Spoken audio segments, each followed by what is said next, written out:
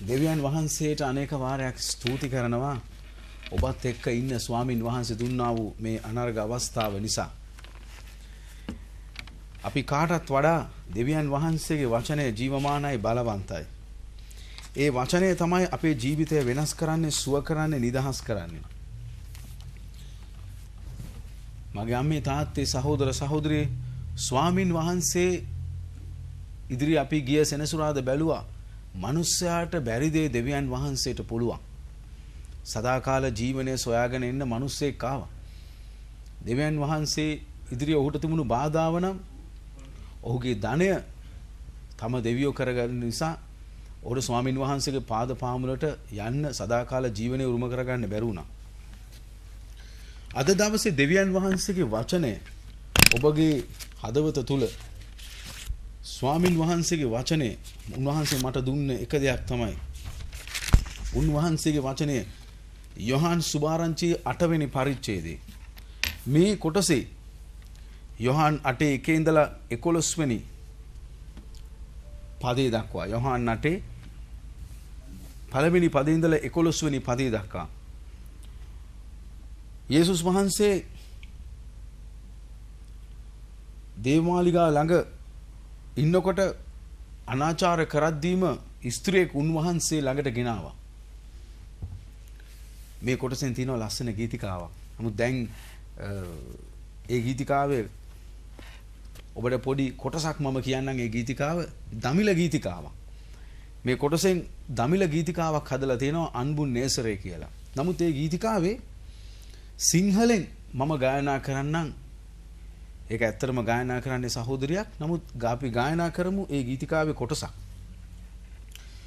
ප්‍රේමයේ යේසුනීමා සැනසුම වේ සරණ සොයා ඔබ වෙත ආවෙමි. ප්‍රේමයේ යේසුනීමා සැනසුම වේ සරණ සොයා ඔබ වෙත ආවෙමි. සිත මගේ වගුරවමි කඳුලින් සෝදමි වැළපෙමින් මා යදිමි වරලසින් පිස දමමි මා කඳුලද සතුටක් කළ මැනව මා කඳුලද සතුටක් කළ මැනව. මේ ගීතිකාවෙන් කියවෙන්නේ මේ ස්ත්‍රිය ගැන. මේ ස්ත්‍රිය ගැන කතා කරන්නේ.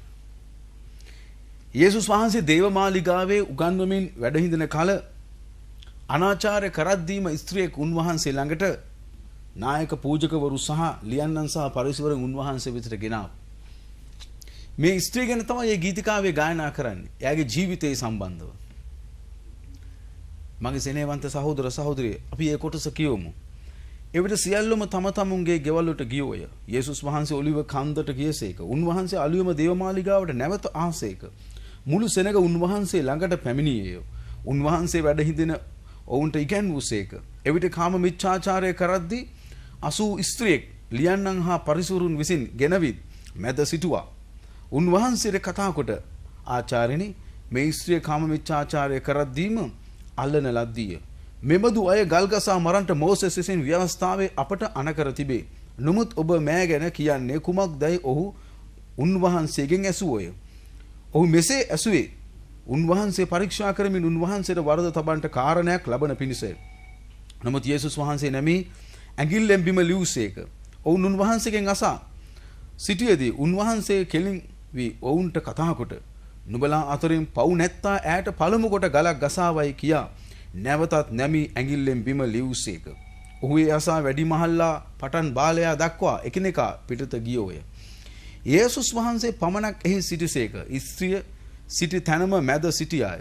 යේසුස් වහන්සේ කෙලින් වී ස්ත්‍රියට කතා කොට ඔහු කොහෙද? කිසිවෙක් නුඹට වරදට පත් කළේ නැද්දයි ඇසූසේක. ස්වාමිනී නැතයි ඈ කීවාය. එවිට යේසුස් වහන්සේ මමත් නුඹ වරදට පත් නොකරමි. ඵල යන්න. මෙතෙන් පටන් තවත් පව් නොකරන්නයි ඈට කිසේක. ජීවමාන දෙවි පියාණනි ඔබ වහන්සේගේ වචන ජීවමාන නිසා ස්තුතියි. මේ අසන්නා වූ සෑම පුද්ගලයෙකුටම දෙවියන් වහන්සේගේ වචනේ තිබෙන ස්වර්ගික ආනුභාවය, බලය, ජීවනය ගලා යන්න ඔබ වහන්සේ සැලැස්සුව මැනව. මේ වචනේ උදුරගන්න සතුරට ඉඩ දෙන්න එපා. හැම හදවතකම මේ වචනේ ගමන් කරන්න සලස්වන්න. යේසුස් වහන්සේගේ උතුම් වූ නාමයෙන්. ආමේන්.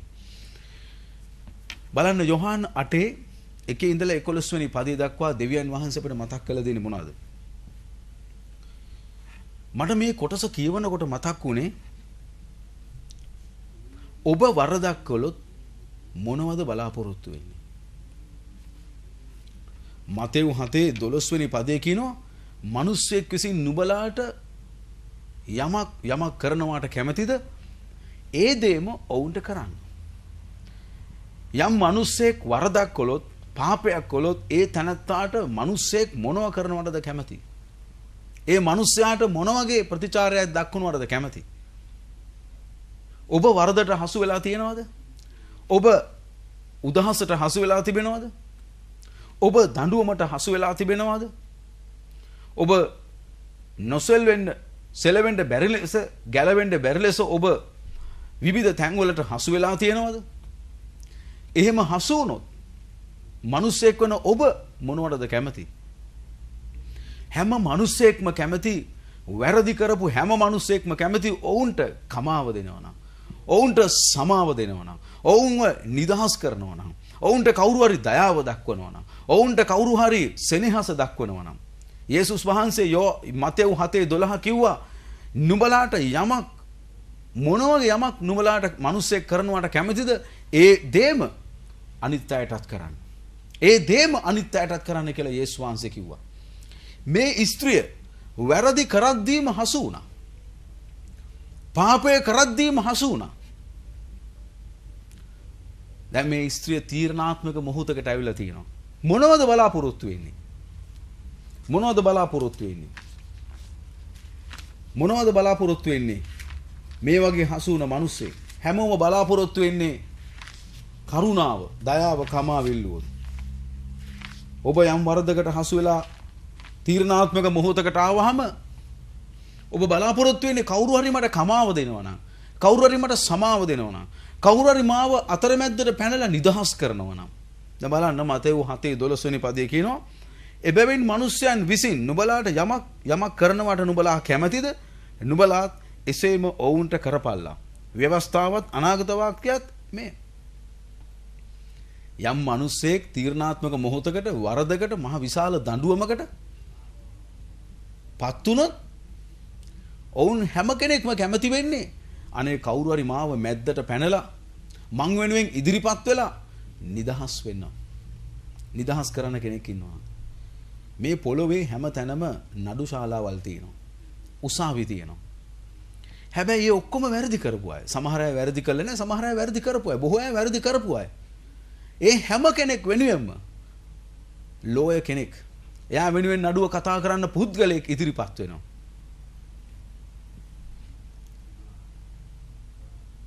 නඩුව පැහැදිලි. වරද පැහැදිලි. ඒත් හැම මිනිසෙක්ම කැමති වෙන්නේ නිදහස් වෙනවට. ඒත් හැම මිනිසෙක්ම කැමති වෙන්නේ මං වෙනුවෙන් කවුරු හරි ඉදිරිපත් වෙනවට. ඒත් හැම මිනිසෙක්ම කැමති වෙන්නේ මාව කවුරු හරි දයාව දක්වලා ගලවනවට. මේ ස්ත්‍රිය කාම මිත්‍යාචාරය කරද්දීම, පව් කරද්දීම හසු වුණා. මෑ බලාපොරොත්තු නෙත් මේ වරදින් කවුරු හෝ මාව නිදහස් කරනවට. නමුත් මේ තැනැත්තිය ගල් ගසා මරන්ට බොහෝ මිනිස්සු ඒ තැනැත්තියව එලෝගෙන ආවා. බලන්න එතන කියනවා ගල් ගසා මරන්න. එවිට කාම මිත්‍යාචාර කරද්දී 80 ස්ත්‍රියෙක් ලියන්නන් හා පරිසවරුන් විසින් ගෙනවිත් මැද සිටුවා උන්වහන්සේට කතා කොට ආචාර්යනි මේ ස්ත්‍රිය කාම මිත්‍යාචාරය කරද්දී මල්ලන ලද්දිය. මෙමුදු අය ගල් ගසා මරන්නට මෝසෙස් විසින් ව්‍යවස්ථාවේ අපට අනකර තිබේ.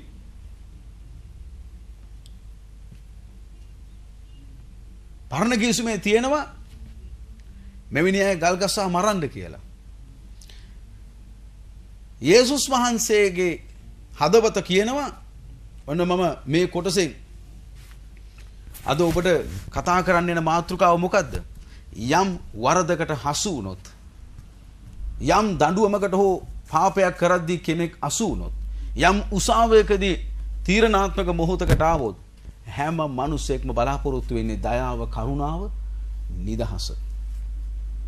මේක තමයි මාතෘකාව.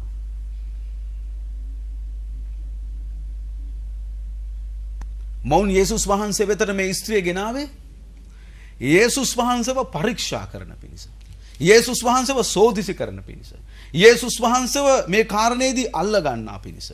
යේසුස් වහන්සේව මොනවද මේ යේසුස් වහන්සේ මේ වගේ අය ගැන කියන්නේ? මොනවද යේසුස් වහන්සේ පරණ කිවිසුම ගැන කියන්නේ? මොනවද යේසුස් වහන්සේ දෙවියන් වහන්සේගේ රාජ්‍යයේ දේ සම්බන්ධව හරහට හිටින්නේ? උන්වහන්සේව වරදකට හසු කරන්න. උන්වහන්සේගේ යම්කිසි ගැළපෙන්නේ නැති පරණ කිවිසුමට සම්බන්ධව දෙවියන් වහන්සේ සම්බන්ධව කාරණයක් ඉස්මතු කරගන්න. උන්වහන්සේ මේ මිනිස්යන්ගේ කාරණාව දුරදීම දැක්කා. ඔබත් අද වරදවල් වලට හසු වෙලා තියෙන පුළුවන් මාගේ සෙනෙහවන්ත සහෝදරයා සහෝදරිය. අම්මේ තාත්තේ, තරුණයා තරුණිය, දරුවෙනි යම් පාපයන් වලට යම් වරදවල් වලට හසු වෙලා තියෙන්න පුළුවන්. යම් ඔබ තීරණාත්මක මොහොතවල වලට ඇවිල්ලා තියෙන්න පුළුවන්. ඔබ කැමති මොකද්ද? ඒ දේම අන් අයටත් කරන්න. මේ ස්ත්‍රිය කැමති මොකද්ද? මෙතන මේ ස්ත්‍රියව ගෙනාවේ යේසුස් වහන්සේව සූක්ෂම විදියට අල්ලගන්න.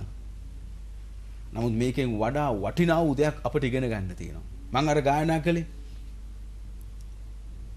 ප්‍රේමයේ යේසුනි මා සනසුම වේ සරණ සොයා ඔබ වෙත ආවෙමි. ඒක දමිළ ගීතිකාවක්. සිත මගේ වගුරවමි කඳුලින් සෝදමි වැළපෙමින් මා යදිමි වරලසින් පිස දමමි මා කඳුලද සතුටක් කළ මැනව මා කඳුලද සතුටක් කළ මැනව. ජීවිතේ පරාජය වෙච්ච යට අඩියටම බැස්ස නිදහසක් නැති පව්කාරකම් වල යෙදුනා වූ බලාපොරොත්තුවක් නැති ගැලවෙන්න විදිහක් නැතුව මහා කාලකන්ණි ජීවිතේ ඉරලා හිටියා වූ කෙනෙක් මේ ස්ත්‍රිය. මිනිස්සු ආවේ යේසුස් වහන්සේව සූක්ෂම විදියට අල්ලගන්න. නමුත් මේකේ තිබෙන ස්වර්ගික පණිවිඩය නම් ඔබත් මේ වගේ යම් වරදකට හසු වෙලා හිර වෙලා තීරණාත්මක මොහොතේ ඉන්නවා නම් ඔබ කැමතිත් නිදහස් වෙන්න. එහෙම නේද? එහෙම නේද සහෝදරයා සහෝදරිය? ඔබ කැමති මොකටද? තීන්දුව පැහැදිලි. නඩුව පැහැදිලි. තීරණාත්මක මොහොත පැහැදිලි. වරද කළා ඕ ඇත්ත. වරද කරද්දීම හසු වුණා. ඒ බව හොඳට පේනවා. සාක්ෂි තියෙනවා.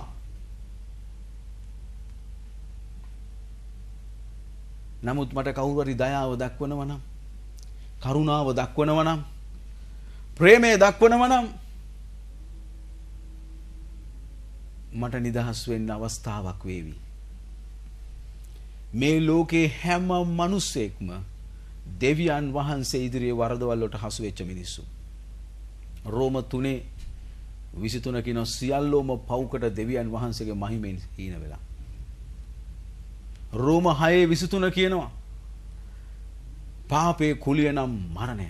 නමුත් දෙවියන් වහන්සේගේ දීමනාව නම් සදාකාල ජීවනය. කවුරු හරි මට කමාව දෙනවනම්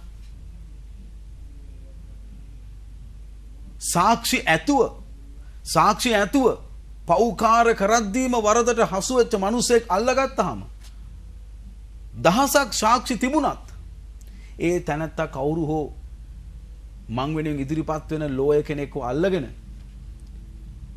කරුණාවක් ඉල්ලගන්න, දයාවක් ඉල්ලගන්න නඩුශාලාවේදී ඔහු වෙනුවෙන් කතා කරන්න මිනිස්සෙකු සොයා යනවා. මේ ස්ත්‍රිය වරදට හසු වෙද්දිම අල්ලගත්තා. මේ ස්ත්‍රිය පාපය කරද්දීම අල්ලගත්තා. කාරණේ පැහැදිලි. දඬුවම නියතයි.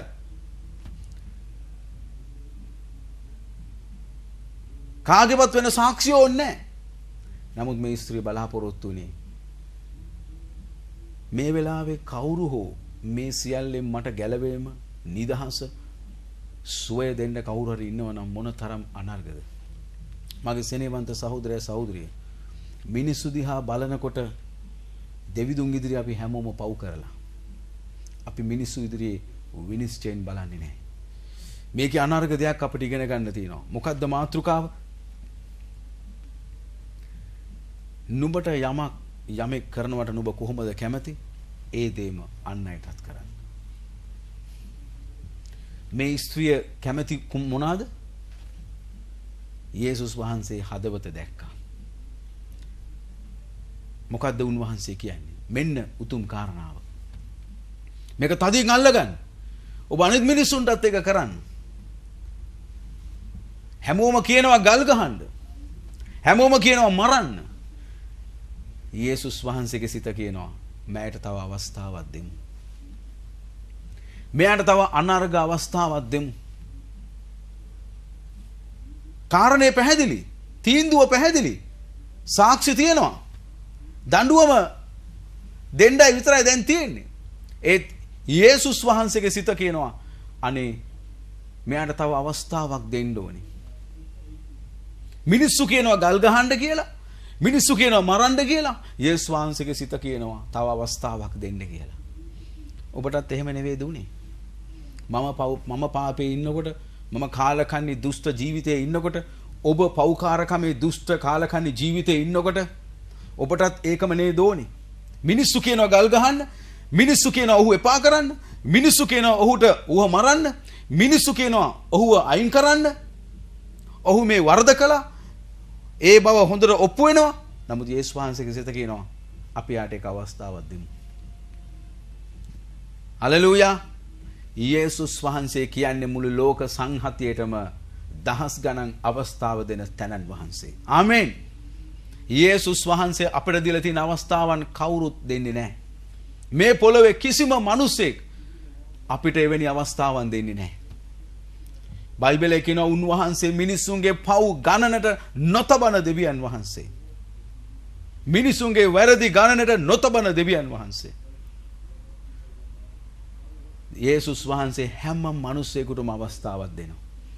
මේ පොළොවේ උන්වහන්සේ කිසි මිනිසෙක් ඇසේ දැක්ක සැනින් එකවර විනිශ්චය කරන්න නැති බව බයිබලයේ කියනවා. උන්වහන්සේ ආවේ මිනිසුන්ව විනිශ්චය කරන්න නෙවෙයි. උන්වහන්සේ ආවේ මිනිසුන්ව ගලවන්න. උන්වහන්සේ ආවේ මිනිසුන්ව නිදහස් කරන්න. ශුද්ධාත්මයන්න් වහන්සේගේ බලය කරන කොටගෙන. උන්වහන්සේ ආවේ මිනිසුන්ව සුව කරන්න. උන්වහන්සේ ආවේ ඇහි දැක්කේ පැමණින් මිනිසුන්ගේ දැක්කේ පැමණින් විනිශ්චය කරන්න නෙවෙයි උන්වහන්සේ ආවේ. උන්වහන්සේ ආවේ හැම මිනිසෙකුටම මේ පොළොවේ අවස්ථාවක් දෙන්න. මේ පොළොවේ අවස්ථාවක් නැති එක මිනිසෙක් නැහැ. අදත් ඔබට මේ වචනේ අහන ගමන් අවස්ථාවක් තියෙනවා. හැමෝම කිව්වා මේ ස්ත්‍රියට ගල් ගහලා මරන්න. හැමෝම කියනවා මරන්න. සාක්ෂි තියෙනවා. පෞකාරකම කරද්දීම අල්ලගත්තා. නමුත් යේසුස් වහන්සේගේ හිත කියනවා නෑ මට පුළුවන් මෙයාට අවස්ථාවක් දෙන්න. මගේ හිත කියනවා මෙයාට අවස්ථාවක් දෙමු. අනිත් අය කියනවා නෑ ස්වාමීනි මෙයා කාම මිත්‍යාචාර කරද්දීම අල්ලගත්තා. යේසුස් වහන්සේ ඔබටත් අවස්ථාව දුන්නද නැද්ද? යේසුස් වහන්සේ ඔබට අවස්ථාව දුන්නද නැද්ද? දහස් ගණන් මිනිසුන්ට අවස්ථාව දුන දෙවියන් වහන්සේ කෙනෙක් අපිත් එක්ක ඉන්නේ. උන්වහන්සේ දැක්කේ පමණින් මිනිස්සුව විනිශ්චය කරන්න නෙවෙයි ලෝකෙට ආවේ.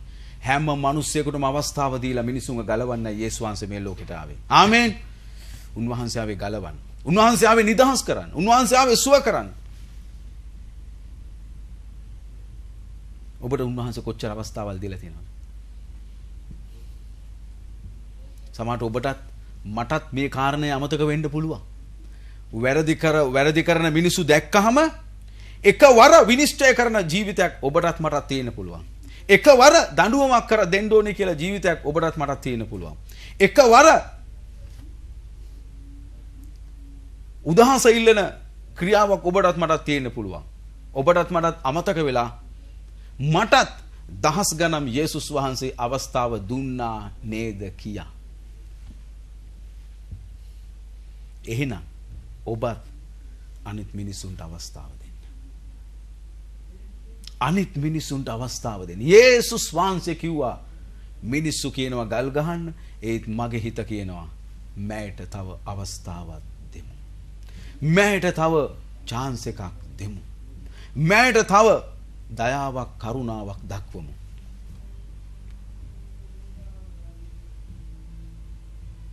ඔබ මතක තියාගන්න. අපි හැමෝම සුද්ධවන්තයෝ නෙවෙයි. සුද්ධ වෙමින් යන අය. අපේ ශක්තියෙන් බලයෙන් අපි ධර්මිෂ්ඨ වෙච්ච අය නෙවෙයි. දෙවිදුන් අපව ධර්මිෂ්ඨ කරපු අය. අදත් ඔබගේ අතින් දැනුවත් හෝ නොදැනුවත් හෝ වරදක් කළා නම් ඔබ කැමති වෙන්නේ මොකද්ද? එකවර දෙවිදුන්ගේ දඬුවම ඇවිල්ලා ඔබ විනාශ වෙනවටද? නැවත අවස්ථාවක් දෙවියන් වහන්සේ ඔබට දෙනවාටද? පැහැදිලි ලෙස උත්තර දෙන්න. පැහැදිලි ලෙස උත්තර දෙන්න. ස්වාමින් වහන්සේ ඔබත් එක්ක ඉන්නවා. මෙන්න පළවෙනි කාරණාව අපි ඉගෙන ගත්තේ. මොකද්ද පළවෙනි කාරණාව? මොකද්ද අපේ මාතෘකාව? ඔබට යමක් කරනවාට කැමැතිද? ඒ දේම ඔවුන්ටත් කරන්න. මොකද්ද අපි ඉගෙන ගත්තේ? මගේ සිත කියනවා මට දහස් ගණන් අවස්ථාවල් ලැබුණා. යේසුස් වහන්සේ කියනවා මම මෙයාට අවස්ථාව දෙනවා. මිනිස්සු කියනවා ඒත් මම එයාට අවස්ථාවක් දෙනවා.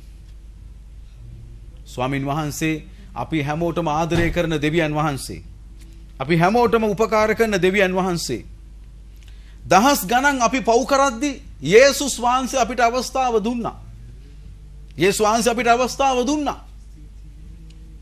අදත් අපි වැරදි කළොත් ඔබ අද මොනවටද කැමති? අනේ කවුරු හරි මට කමාව දෙනවා නම්. ඉතින් මේ ස්ත්‍රියත් බලාපොරොත්තු වෙන එක තමයි. ස්ත්‍රියගේ කාරණේ පැහැදිලි. කාම මිත්‍යාචාරය කරද්දිමයි අල්ලගත්තේ. එහෙත් යේසුස් වහන්සේ ආවේ දැක්ක පමණින් විනිශ්චය කරන්න නෙවෙයි, මිනිසුන්ව ගලවන්න. මිනිසුන්ව නිදහස් කරන්න. මිනිසුන්ව සුව කරන්න. මිනිස්සු කියනවා ගල් ගහන්න, මරන්න, විනාශ කරන්න. නමුත් යේසුස් වහන්සේ හිත කියනවා අනේ මෙයාට අවස්ථාවක් දෙමු. දෙවෙනි කාරණාව මොකද්ද? බලන්න ස්වාමීන් වහන්සේගේ වචනේ කියන්නේ මොනවද කියලා. උන්වහන්සේගේ සිතයි අපිට වැදගත් වෙන්නේ. දෙවෙනි කාරණාව. හරි වැදගත්. මොකද්ද දෙවෙනි කාරණාව? මේ අවසාන අවස්ථාව වෙන්න පුළුවන්. අපිට මේකෙන් ඉගෙන ගන්න තියෙන්නේ මේක මේ ස්ත්‍රියගේ අවසාන අවස්ථාව. මේ වෙලාවේ ඇයට අවස්ථාවක් දුන්නේ නැත්තම් නැවත අවස්ථාවක් දෙන්න වෙලාවක් නැහැ. ඇයි? මේක උන්වහන්සේ දැක්ක මේක අවසාන අවස්ථාව. ඇයි මම එහෙම කියන්නේ? උන්වහන්සේ මේ ක්‍රියාව දැක්කේ නැතිනම් මේ ස්ත්‍රිය යේසුස් වහන්සේ ළඟට දුවන් එනවා. උන්වහන්සේ ළඟට දුවන් ආවේ නැතිනම් මේ ස්ත්‍රියව ගල් වලින් වැහිලා යන්න තිබුණා. බොහෝ මිනිස්සු තමන්ගේ ගල් අතට අරගෙන ඇයට ගහලා ඇව මරන්න දුවගෙන ආපු අවස්ථාව. මේ අවස්ථාව යේසුස් වහන්සේ අල්ලගත්තා. උන්වහන්සේට ලැබෙන හැම අවස්ථාවක්ම උන්වහන්සේ අල්ල ගන්නවා. ඒ හැම අවස්ථාවක්ම තීරණාත්මක අවසාන මොහොතවල් ඒවා. අපිවත් එහෙමයි අල්ලගත්තේ. තව ටිකක් එහාට ගියා නම් අපි විරයි. මොකද උන්වහන්සේ අපිව කෙලවරේ අල්ලගත්තා. උන්වහන්සේ ගැට්ටේදී අපිව අල්ලගත්තා. කොන්වලදී අපිව අල්ලගත්තා. මේ ස්ත්‍රිය යේසුස් වහන්සේ මේක අවස්ථාවක් කරගත්තේ නැත්නම් මේක ස්ත්‍රියගේ අවසාන අවස්ථාව. එයාව මරනවා මිනිස්සු. අපිත් ගංගවලල ගිහිල්ලා මුහුදවලල ගිහිල්ලා වහ බිහිලා මැරෙන්න ගිය අවස්ථාවල් තිබුණා ගොඩක්. මේ අහන් ඉන්න ඔබත් සමහරක් වෙලාවට වහ බිහිලා මැරෙන්න ගිය අවස්ථාව උන්වහන්සේ ඔබ අල්ලගෙන තිනවා. ඔබ බොහෝ අය දන්නවා පාස්ටර් කෝල්ටන්ගේ සාක්ෂිය. වහ කුප්පිය සාක්කුවේ දාගෙන බොන්න යනකොට උද්‍යානයකදී යේසුස් වහන්සේ ජීවමාන බව පෝස්ටරයක් ගහලා තිබිලා උන්වහන්සේ එළිදරව් වුණා. මේ පොළවේ ඉන්නවා වහ බොන්න ගිහිල්ලා උන්වහන්සේ එළිදරව් වෙච්ච අය. බිල්ඩින් වලින් පනින්න ගිහිල්ලා මැරෙන්න ගිය උන්වහන්සේ බේරගත්තු අය. උන්වහන්සේ නිදහස් කරපු අය මේ පොළවේ ඉන්නවා. අන්තිම ගැට්ටට ආපු අය උන්වහන්සේ නිදහස් කරලා තියෙනවා. අවසාන තප්පරේදී උන්වහන්සේ නිදහස් කරපු අය ඉන්නවා. ඔබත් ඒ වගේ කෙනෙක් වෙන්නේ නැති. මේක ඒ වගේ අවස්ථාවක්. මේ අවස්ථාව උන්වහන්සේ තදින් අල්ලගත්තේ නැතිනම්, උන්වහන්සේ ඒක ක්‍රියා කළේ නැතිනම්, උන්වහන්සේට දයාව දැක්ුවේ නැත්නම් මේක ඒ ස්ත්‍රියගේ අවසානය. ඇයි? මේ මිනිස්සු මේ ස්ත්‍රියට ගල් ගහලා මරලා විනාශ කළා දානවා. අපිවත් යේසුස් වහන්සේ අල්ලගත්තේ අන්තිම අවස්ථාවන් වලදී. විනාශ වෙන්න ඕන්න මෙන්න තියෙනකොට. මේ ලෝකෙ ගොඩාක් මිනිස්සු ඉන්න ඒ වගේ අවස්ථාවල්. ලූක් සුභාරංචියේ 19 සාකේසු එපා කළා මිනිස්සු. නේ?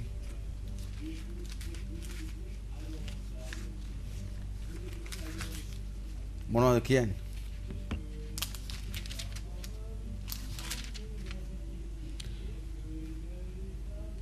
සාකේයුස් එක්ක යේසුස් වහන්සේ කෑමට ඉඳ ගන්නකොට උන්වහන්සේ පව්කාරයන් සමග කෑම කනවා කියලා ලූක් 19 ඉඳලා 10 දක්වා තියෙනවා. නමුත් යේසුස් වහන්සේ කව මං ආවේ රෝගීන්ට. මක්නිසාද මනුස්ස පුත්‍රයා නැතු දේ සොයන්නද ගලවා ගන්නදයි ආසේකයි කීසේක. උන්වහන්සේ ආවේ පව්කාරයන්ව ගලවන්න. උන්වහන්සේ ආවේ ධර්මිෂ්ඨය ගලවන්න නෙවෙයි. උන්වහන්සේ ආවේ නිරෝගීන්ට සුවය දෙන්නේ නෙවෙයි, රෝගී අයට සුවය දෙන්න. අපි මොකක්ද ඉගෙන ගත්ත පළවෙනි ඒ කාරණාව? යමෙක් ඔබට මොන වගේ යමක් කරනවට ඔබ කැමතිද? ඒ දේම අනිත් අයටත් කරන්න. ඒක තමයි අනාගත වාක්‍යය, ඒක තමයි ව්‍යවස්ථාව. ඕනෑම වැරදි කරපු කෙනෙක් බලාපොරොත්තු වෙන්නේ කවුරු හරි ලෝය කෙනෙක් හරි අල්ලලා දයාව කරුණාව දක්වලා මේකෙන් නිදහස් වෙනවා නම්. සාක්ෂිය පැහැදිලි, වරද හරි පැහැදිලි, වරදට හසු වුණා. නමුත් ඒත් කැමති කමාව දෙනවා. මොකද්ද අපි ඉගෙන ගත්ත කාරණාව මේකේ? ඔබට මතක ඇති පළවෙනි කාරණාව තමයි මිනිස්සු කියනවා ගල් ගහලා මරන්න. මගේ සිත කියනවා මෙයාට එක අවස්ථාවක් දෙන්න. යේසුස් වහන්සේ දහස් ගණන් මිනිස්සුන්ට අවස්ථාවල් දෙන දෙවියන් වහන්සේ. දෙවෙනි කාරණාව මොකද්ද අපි ඉගෙන ගන්නේ? මේක අවසාන තීරණාත්මක අවස්ථාවයි. මේ අවස්ථාව යේසුස් වහන්සේ අල්ලගත්තා. එහෙම අල්ලගත්තේ නැතිනම් මේ ස්ත්‍රිය ගල් වලින් වැහෙනවා. මගේ සෙනෙහවන්ත සහෝදරයා සහෝදරිය. ඉවරයි. උන්වහන්සේ අපිව ගලවනකොට ඒ අවස්ථාව අරගෙන අපිව නිදහස් කළේ නැතිනම් මම විනාශයි. ඔයගලන්ට කියන්නම් පොඩි සාක්ෂියක්. මම කළුතර ඉන්නකොට කළුගඟේ අත්තක ඇලක මම කළුගඟට සම්බන්ධ ඇලක නාන්න ගියා. මාත් එක්ක නාපු හැමෝම වගේ ගොඩ ගියා. ඒ මම තනියෙන් හිටියා, මට පීනන්න දන්නේ නැහැ. මං කො මං එහායින් එන්නම් තව ටිකක් එහායින් ඉන්න කියලා. බලනකොට මඩ මම ගිලිලා මැරෙන්න ගිය මිනිස්සෙක්. ගිලිලා ඒ කළුගඟේ ඒ ඇලක ගිලිලා සම්බන්ධ තැනක ගිලිලා මැරෙන්න ගිය මිනිස්සෙක්. අවුරුදු දෙකේදී කුෂ්ඨ රෝගයක් හැදිලා නාගොඩ ස්පිරිතාලේදී කළුතර සම්පූර්ණයෙන්ම විනාශ වෙන්න ගිය මිනිස්සෙක්. මට ඉස්සෙල්ලා අම්මට දරුවෝ දෙන්නෙක් ඉපදිලා තියෙනවා. ඒ දෙන්නම මැරිලා. මම මොකටද ආවේ කියලා යේසුස් වහන්සේගෙන් ඇහුවා. ඇයි මම කුෂ්ඨ රෝගෙන් සුව වුනේ? ඇයි මම ඒ ඇලේ ගිලෙන්න ගිහිල්ලා බේරුනේ? යේසුස් වහන්සේ මම ගැලවීම ලබන්න පෙරත් මාත් එක්ක හිටිය බව බයිබලයේ කියනවා. ගීතාවල 124 කියනවා මම නුඹත් එක්ක හිටියේ මව් කුසේ ඉඳලා. මම උන්වහන්සේව අඳුරන්නට පෙර උන්වහන්සේ මාව අඳුරනවා. මාව උන්වහන්සේ දන්නවා. මම ආරක්ෂා වුණේ ගැලවීම ලැබු උදා ඉඳලා නෙවෙයි. මව් කුසේ ඉඳලම දහස් ගණන් දේවල් මිනිසුන්ව ගිල ගන්න ආපු දේවල් තිබුණා. ඒ හැම දෙයකින්ම යේසුස් වහන්සේ මාව නිදහස් කළා. ඔබවත් නිදහස් කරන්න නැති. ආමේන්. හලෙලූයා. ඔබවත් නිදහස් කරන්න නැති. ඒ දෙවියන් වහන්සේ මාත් එක්ක හිටියේ ගැලීම ලැබු උදා ඉඳලා නෙවෙයි. ගීතාවලේ කියනවා ස්වාමින් වහන්සේ මගේ පක්ෂයේ. මම කාට බය වෙන්නද? උන්වහන්සේ මගේ පක්ෂයේ හිටියේ නැතිනම් මාව පණ පිටින් ගිල ගන්න තිබුණේ. උන්වහන්සේ මගේ පක්ෂයේ හිටියේ සහෝදරයා සහෝදරිය මම මව් කුසේ ඉඳලම. මම යේසුස් වහන්සේ පිළිගන්න දවස් ඉඳලම උන්වහන්සේ මාත් එක්ක හිටියා. අද ඔබත් එක්ක උන්වහන්සේ ඉන්නවා. ඔබත් එක්ක උන්වහන්සේ ඉන්නේ. ඔබ කුමන කෙනෙක් වුවත් ඔබ උන්වහන්සේව අඳුරන්නේ නැතු වෙන්නත් පුළුවන්. හැබැයි උන්වහන්සේ ඔබත් එක්ක ඉන්නවා. ඔබ අද දවස් දක්වා ඇවිල්ලා තියෙන දෙවියන් වහන්සේගේ දයාව කරුණාව උන්වහන්සේගේ හස්තේ නිසා. වෙන කිසිම දෙයක් නිසා නෙවෙයි. ඒ නිසා හැම මොහොතක්ම අනර්ග තීරණාත්මක මොහොතවල මේ ස්ත්‍රිය මේ අවසාන මොහොත මේ තදින් අල්ලගත්තේ නැතිනම් මේ ස්ත්‍රියගේ ජීවිතය ගල් වලින් වැහිලා මැරෙනවා. යේසුස් වහන්සේක දැක්කා. මැරෙනවා. එදා සාකේයුස්ගේ ජීවිතය උන්වහන්සේ දැක්කේ නැත්නම් සාකේයුස් විනාශයි. එදා උන්වහන්සේ යක්ෂාත්ම 2000ක් පමණ වැහිලා හිටියා වූ ඒ ගදරිනේ මිනිස්යාව උන්වහන්සේ ඔහු වෙතට ගියේ නැතිනම්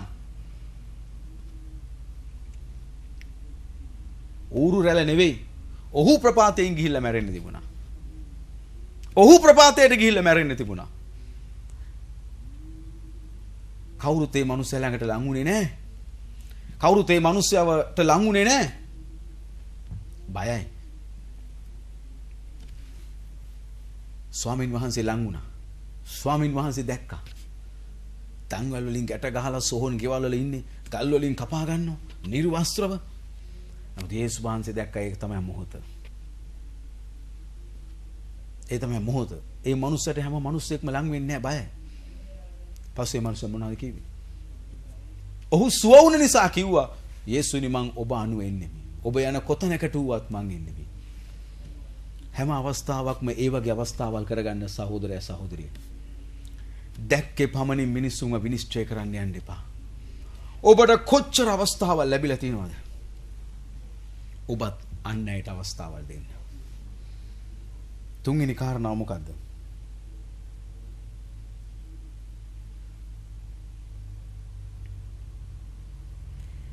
උන්වහන්සේ ඒ ස්ත්‍රියව වරදට පත් කළේ නැහැ. උන්වහන්සේ අහනවා කවුද වරදට පත් කළේ? උන්වහන්සේ කියනවා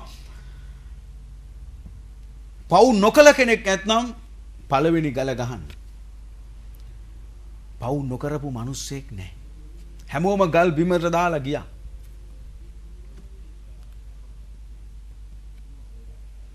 ඊට පස්සේ උන්වහන්සේ කියනවා යේසුස් වහන්සේ පමණක් එහි සිටිසේක. ස්ත්‍රිය සිටි තැනම මැද සිටියාය. යේසුස් වහන්සේ කෙලින් වී ස්ත්‍රියට කතා කොට ඔහු කොහෙද? ඔහු කිසිවෙක් නුඹ වරදට පත් කළේ නැද්ද? යේසුස් ඒක. ස්වාමිනී නැතයි ඈ කීවාය.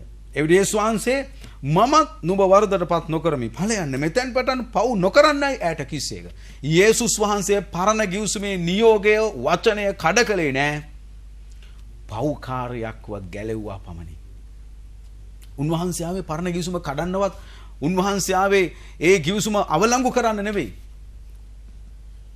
උන්වහන්සේ ඒ ඈව බේරුව පමණින් උන්වහන්සේ කාම මිත්‍යාචාරයට අවසර දුන්නා නෙවෙයි.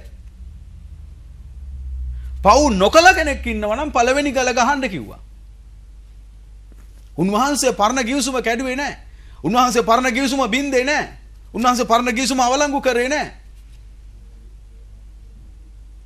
උන්වහන්සේ දැක්කේ මේ ස්ත්‍රීගේ ජීවිතේ නිදහස් කරන්න ඕනේ කියලා. උන්වහන්සේ ඇයව වරදට පත් කළේ නැහැ. ඒක තමයි උන්වහන්සේ අවසානයේදී කියන්නේ මේ වා යන්න.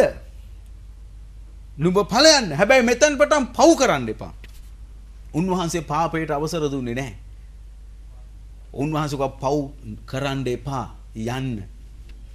තවත් පව් කරන්න එපා. ඒකෙන් මොකද්ද කිව්වේ? ඔයාට ආයි මේ වගේ අවස්ථාවක් බේරෙන අවස්ථාවක් හම්බ වෙන්නේ නැහැ. මාගේ සෙනෙහවන්ත සහෝදරයා සහෝදරිය අපිට හැමදාම අවස්ථාවල් නැහැ. අපිට හැමදාම අවස්ථාවල් නැහැ. අපිට ලැබෙන අවස්ථාව තදින් අල්ලගමු. යේසුස් වහන්සේ ඇයට කිව්වා මෙතෙන් පටන් පව් කරන්න එපා. යේසුස් වහන්සේ මිනිස්සුන්ට කියන්නේ පව් කරන්න එපා. මොකක්ද ඒකෙන් කිව්වේ? ආයි මම ඔයාට ගල් අතට අරගෙන එනකොට මේ වගේ බේරගන්න ඉඳීද නැද්ද දන්නේ නැහැ. ඇයි? ඒක වෙන්න පුළුවන් නොවෙන්න පුළුවන්. ඒ නිසා ආයි ඔයා පව් කරන්න එපා. මේ අවස්ථාව තදින් අල්ලගෙන පව් නොකර මේ ලැබුණා වූ උතුම් ගැලවීම නිදහස ප්‍රීතියෙන් භුක්ති විඳින්න. අපිට හැමදාම අවස්ථාවල් නැහැ සහෝදරය සහෝදරී.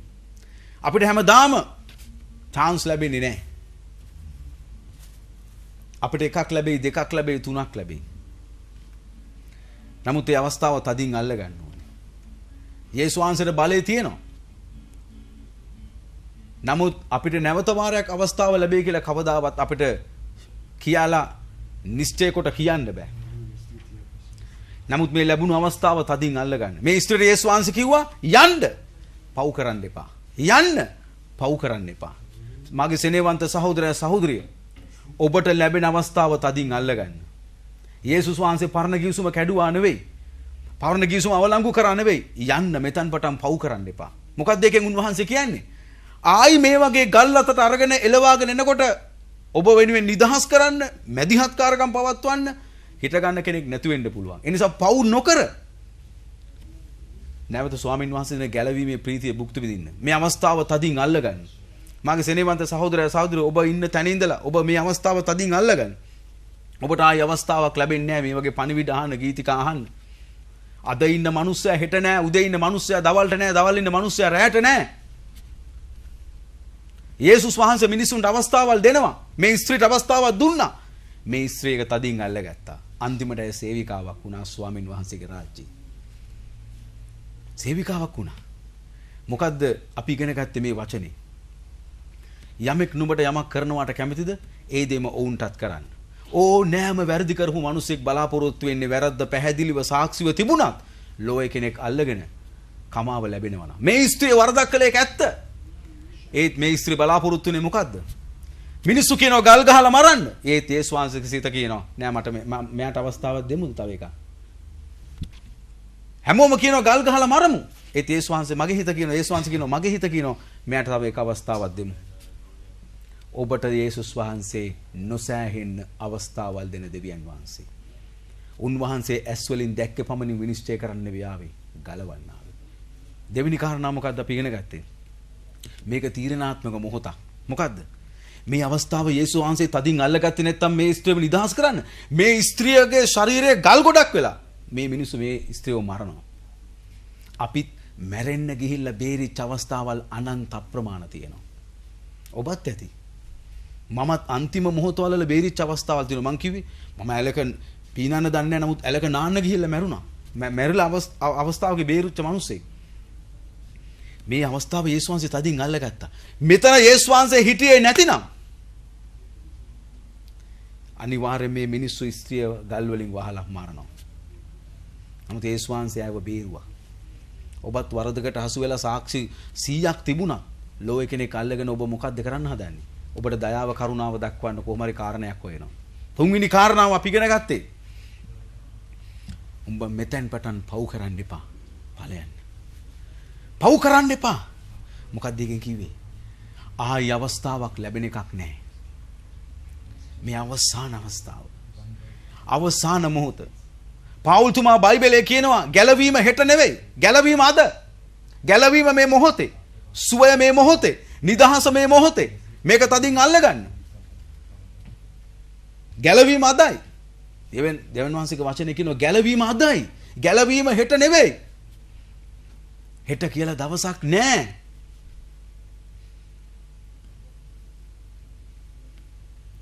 ජපානයට ආවා වූ භූමිකම්පාව සහ සුනාමිය ඒ මිනිස්සු හෙට කියලා දවසක් හිතුවා. කවුද හිතුවේ? එපමණට සැඩපහරක් භූමිකම්පාවක් ඇවිල්ලා මේ සියලු දේවල් වසාගෙන විනාශ වෙයි කියලා. මගේ සෙනෙහවන්ත සහෝදරයා සහෝදරිය අම්මේ තාත්තේ හෙට නෙවෙයි දවස. අදයි ගැලවීම. අදයි මොහොත. අදයි නිදහස් වෙන දවස. අදයි සුව වෙන දවස. යේසුස් වහන්සේ කිව්වේ ඒකයි. අද මේ ලැබුණු වේලාව තදින් අල්ලගන්න.